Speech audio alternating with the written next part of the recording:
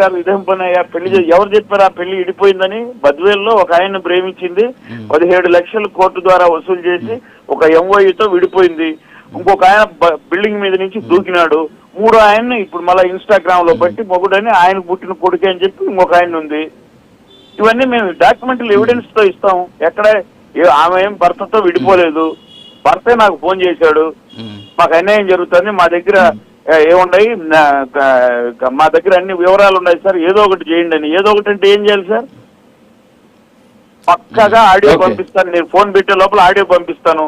నీతో నేను అట్టడానికి ఇట్టడానికి ఇష్టం లేదు, 25 కోట్లు డిమాండ్ చేయమని. ఇదంతా ఒక ట్రాప్. దీని వెనక ఫుల్ ఫ్లెడ్జెడ్ గా ఎవరైతే ఉన్నారో. అసలు మీరు రాజు గారు ఇక్కడ ట్రాప్ అంటున్నారు, ఆ లేడీ గారు ఇక్కడ ఎమ్మెల్యే పాత్ర ఏంటి? ఎమ్మెల్యేని కవర్ చేసుకోవడానికి ప్రయత్నం దుర్మార్గం.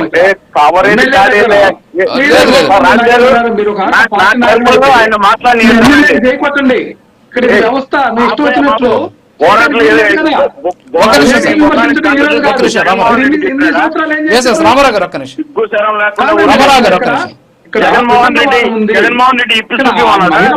మాట్లాడుతున్నటువంటి అది నిరూపించుకోవచ్చు కదా.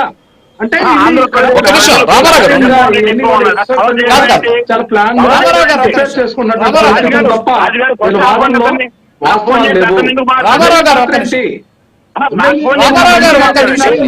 ఆయన నోట్ చేసుకోండి, ఆయన మాట్లాడాక మీరు మాట్లాడతారు.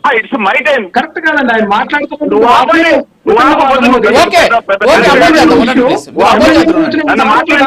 టైం ఇచ్చినప్పుడు రామారావు గారు మీరు అపోజ్ చేస్తున్నారు. రామారావు గారు టైం ఇచ్చినప్పుడు అపోజ్ చేస్తారు. ఆగండి రాజు గారు, ఒక్క నిమిషం. నేను మీ మీద గౌరవంతో ఫోన్ ఎత్తున్నా. ఐఎమ్ ఫుల్ బిజీగా ఉన్నాను. నేను ఒక్క మాట చెప్తున్నా వినండి. ఇప్పుడు నేను చెప్పినాక రామారావు గారిని చెప్పమానండి. ఆమె లేడీ కదా, ఇప్పుడు నాకు అన్యాయం జరిగిపోయింది అంటుంది కదా. సాక్షి ఛానల్కి పోతే న్యాయం జరుగుతుందా అండి? ఆమె ఎక్కడికి పోవాలి? ఈయన ఆయన చెప్పినట్టు హ్యూమన్ రైట్సా, మహిళా కమిషనా, పోలీస్ స్టేషనా, ఇన్ని ఉన్నాయి కదా. ఎందుకు నాటకాలు ఆడుతున్నాం? దాని వెనకాల ఎవరు స్కూటర్లో ఎక్కించుకొని పోయి ఎక్కడ కూర్చోబెట్టి వీడియో తీసినారు కూడా తీసినాం మేము. మీకు ఎవిడెన్స్లు బుద్ధి లేకుండా ఒక వచ్చి మమ్మల్ని ఎమ్మెల్యేలు ఈడ్స్ పెట్టి అపవాదులు వేస్తా ఉంటే చూస్తా ఊరుకుంటామా మొత్తం? ఇప్పుడు చెప్తున్నా వినండి.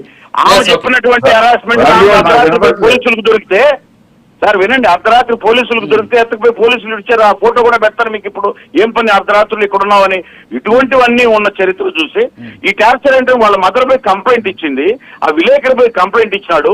ఇవి రెండు బిఎన్ఎస్ లో నాన్ బెయిలబుల్ యాక్ట్ కింద రిజిస్టర్ అయితే తప్పించుకోవడానికి అందరి ఇదే సమయం అని చెప్పి కొంతమంది హెల్ప్ తీసుకొని ఈ వైసీపీ వాళ్ళు చూసి అన్యాయం జరిగిపోయిందని చెప్పి పడుతున్నారు. ఎస్, నేను కూడా ఆడబిడ్డకు అన్యాయం జరిగితే సిద్ధంగా ఉన్నా. మీరు శ్రీధర్ తప్పు ఉంది అని చెప్పి మీరు ప్రూవ్ చేయండి. ఊరికే కూర్చొని మాట్లాడితే ఓవర్ నెగేసుకున్న కేరళలో ఏం జరిగిందండి? మగోడు చచ్చిపోయాడు, భీమారావు అంట. కోడూరు గ్రామంలో నిలుస్తాయి. కోడూరు గ్రామం అండి, విషయాలు తెలుసుకోవాలని అతను వచ్చి. రామారావు గారు 1 minute. రామారావు గారు 1 minute మాట్లాడండి. రామారావు గారు, ఇక్కడ ఒక అంశం అండి రాజు గారు. ఎమ్మెల్యే